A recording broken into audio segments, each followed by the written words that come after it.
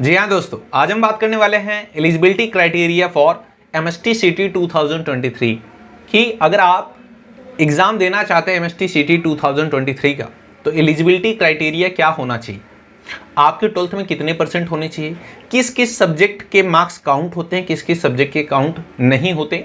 उससे भी बड़ा क्वेश्चन होता है बहुत सारे स्टूडेंट का कि सर अगर मैं आउट ऑफ महाराष्ट्र से बिलोंग करता हूँ, यूपी से, एमपी से, गुजरात से बिलोंग करता हूँ, कर्नाटका से बिलोंग करता हूँ, तो क्या मैं एलिजिबल हूँ एमएसटी सीटी का एग्ज़ाम देने के लिए। मिलेंगे आपके सवालों के सारे जवाब इस वीडियो में मेरे बच्चों।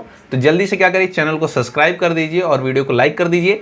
साथ ही साथ डिस्क्रिप्शन में मैंने आपको एमएसटी सीटी के ग्रुप, व्हाट्सएप ग्रुप का लिंक दिया हुआ है, टेलीग्राम का लिंक दिया हुआ है, जाकर आप हमें ज्वाइन कर लीजिए। वहाँ पर आपके साथ शेयर किए जाएंगे बायोलॉजी, एमएसटी सीटी के नीट के सभी लेटेस्ट नोट्स, प्रैक्टिस सेट्स और बहुत सारी चीज़ें। ठीक है, तो चलिए जल्दी से सब्सक्राइब करिए और वीडियो को हम स्टार्ट करते हैं और जानते हैं कि क्या एलिजिबिलिटी क्राइटेरिया होने वाला है। मेरे बच्चों, मैं आपको बता दूं, सबसे पहले अगर हम बात करें कि एलिजिबिलिटी क्राइटेरिया की, तो यहां पर देखिए जो आपके क्लास 12th का पेपर होता है, ठीक है, क्लास 12th का जो पेपर होता है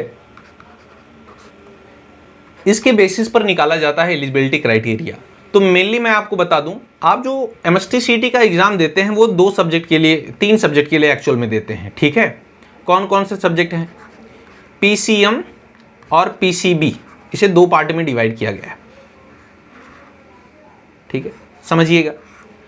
अगर आप पीसीएम सब्जेक्ट से देते हैं, फिजिक्स केमिस्ट्री मैथ से देते हैं, ठीक है, तो आप इंजीनियरिंग फील्ड में जा सकते हैं। इस चीज़ को ध्यान से समझिएगा। और अगर आप पीसीबी देते हैं, फिजिक्स केमिस्ट्री बायोलॉजी से एग्ज़ाम देते हैं, तो आप किस में? फार्मा में। ठीक है, फार्मा फील्ड में जा सकते हैं या फिर एग्रीकल्चर फील्ड में जा सकते हैं, एजी में। क्लियर है मेरे बच्चों? ये तो आपको पता है। तो सर आपके 12th में कितने, हमारे 12th में कितने आने चाहिए, आपके मतलब हमारे कितने होने चाहिए, समझो मेरे बच्चों। तो जो कोर सब्जेक्ट आपके कंसिडर किए जाते हैं मैं आपको बता दूं, आपके अगर आप पीसीएम से हैं तो आपके फिजिक्स, केमिस्ट्री और मैथ के जो मार्क्स हैं वो काउंट किए जाएंगे।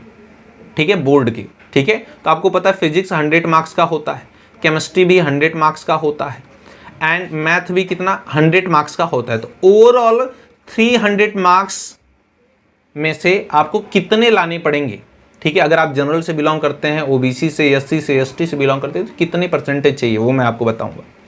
साथ ही साथ मेरे बच्चों, अगर आप फार्मा और एग्रीकल्चर करना चाहते हैं तो इसमें आपको फिजिक्स, केमिस्ट्री, बायोलॉजी सब्जेक्ट होता है। तो बोर्ड का जो एग्ज़ाम होता है उसमें फिजिक्स भी 100 मार्क्स का, केमिस्ट्री भी आपको पता है 100 मार्क्स का और बायोलॉजी भी 100 मार्क्स का होता है। तो यहाँ पर भी आउट ऑफ 300 आपको कितने लाने पड़ेंगे उसके बारे में हम जानेंगे। तो मेरे बच्चों समझिए ज़रा, जो कैटेगरी है, ठीक है, कैटेगरी है वो उसे हम 2 पार्ट्स में डिवाइड करते हैं।